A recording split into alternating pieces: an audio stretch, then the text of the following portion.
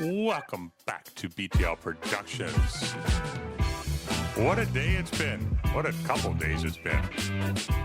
I'll tell you, if one thing Mr. Trump is good at, it's keeping things interesting. Just as I was sitting down to record this video about Mr. Trump's tariffs from yesterday, something new is out there. He's pausing them for another month. Let's talk about this a bit. Roll the intro, and we'll get right into it.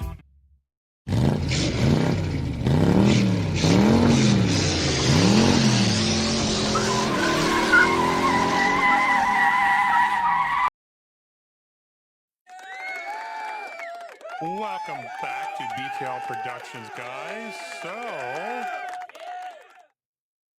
yes, Mr. Trump kept good on his word, and he slapped Canada and Mexico with a 25% tariff on their auto industry. I really don't like covering politics, but when it involves the auto industry the way that these news stories do, I really can't get around it. So here we go. And just as I had made some points here about what I wanted to say, I open up the news feed and there's another story there. Now he's pausing them for another month. Is some common sense kicking in with him? I don't know. Or is he just playing games, which he seems to be good at doing here right now? And as you'll know from some of my other videos, I am not anti-Trump, but I don't agree with everything he's doing. He's done some things I agree with, and he's brought back some excitement to the auto industry that's been lacking for the last 4 years plus. I'd argue that a lot of this started back in around 2008, 2010. But anyhow, so we'll start with yesterday. And while he had a State of the Union address and whatnot, he made good on his promise. Midnight, night before last, he brought down the 25% tariffs. Stock market tanked. And in my opinion, he has a lot of very unrealistic expectations. I understand where he's going with this. I know he wants to bring back jobs to America. But really, with tariffs are generally something that a tool that you use to offset cheap labor costs in third world countries like China, India. And while I can see the point in these things there, because these countries do a lot of damage to jobs in America and Canada for that matter. But when you impose it on one of your number one allies in the world, whose labor costs are very similar to yours, to me, that doesn't make a whole lot of sense. So I'm not sure exactly what he's doing here, but he claims fentanyl and illegal immigrants are pouring over the border into the U.S. And although that might be true, it is true actually for Mexico. And I do believe that they did need some border security there.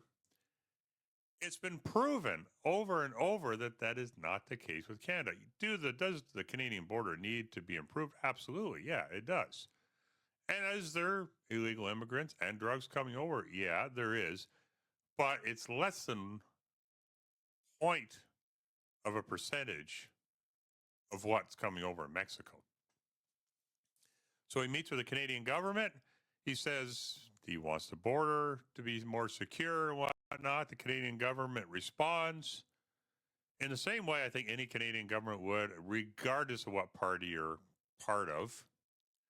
They're working on it. They appoint a border czar, and they're pouring millions upon millions of dollars into improving the border.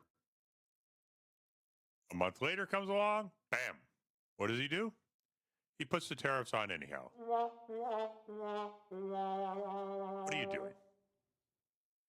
He has governors in the U.S., even on his own party side, that are disagreeing with what he's doing. So what are you doing? You're trying to piss off your own party too? I mean, Canada has responded with its own tariffs for things that Americans need. They've pulled off American alcohol off the shelves in the LCBO in Ontario, which is basically the manufacturing hub of Canada. They're going to cut off potash, which American farmers all over the country, to the tune of 80%, need Canadian potash.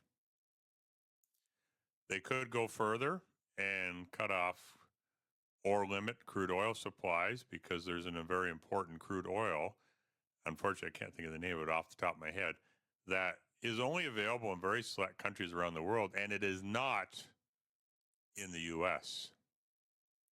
Canada, Venezuela, and Saudi Arabia. What would you rather deal with? Canada, Venezuela, Saudi Arabia? Okay, I don't know. Make that decision for yourself. He's going to cost his own people money because he's going to drive up costs. What happens? I mean, this became very clear during the, 3 or 4 years of interesting things that we lived through. We saw skyrocketing inflation. We saw the price of everything across the board pretty much increase to ridiculous proportions. So if that doesn't prove where these extra costs that companies incur is going to come from, I don't know what will. They're going to download it to the consumer. Not only, the Canadian consumers are going to hurt too, obviously, but so are the American consumers. He came in promising to bring down prices of groceries and gasoline and the cost of living in general. This is not the way to do it. So, I don't know. I don't know what he's thinking here, to be honest, but yeah. Now, fast forward to today. Now he's putting a pause on it. I'm very interested to hear. I haven't read any really detailed articles about why he put the pause on it exactly. I can come up with some assumptions on it as to why he did it, but I'm not sure why. But I will come back and tell you guys when I figure that out. When he comes out with, I'm sure he's going to have some kind of a press conference or something to tell people why he's had a change of heart and what his expectations are to stop these tariffs a month from now. He just, unfortunately, I don't think he really understands how the auto industry works. I mean, you can't turn an auto company on a dime and just all of a sudden like this start making things in the U.S. Factories need to be retooled. Factory capacities need to be increased. And yes, it can be done, but it's not going to be done overnight. So you're going to have shortages of vehicles, and you're going to drive up the cost of the vehicles. And very quickly. I think he just likes to have us sitting on the edge of our seat. And like I said, I'm not against everything he's done, but this does not make any sense to me. So I understand what he wants, but I don't think he's going about it in the best way. Besides putting yourself up against all countries that have been your allies for decades. So let me know what you think in the comments below. I know a very large proportion of my audience is from the States. I would be very interested to hear what you have to say about that. Please leave me a comment below. Like the video if you enjoyed the content. And subscribe to the channel so you'll find out when I update these stories for you. Anyhow, that's my view from behind the wheel. As always, I hope you have a great day. And I look forward to seeing you guys in the next video. I don't ever slow up, no I don't take shit. I got no love for the fakeness. If you wanna play tough and wanna hate this, I'll always show up. never slow up, no I don't take shit. I got no love for the fakeness. If you wanna play tough and wanna hate this, I'll always show up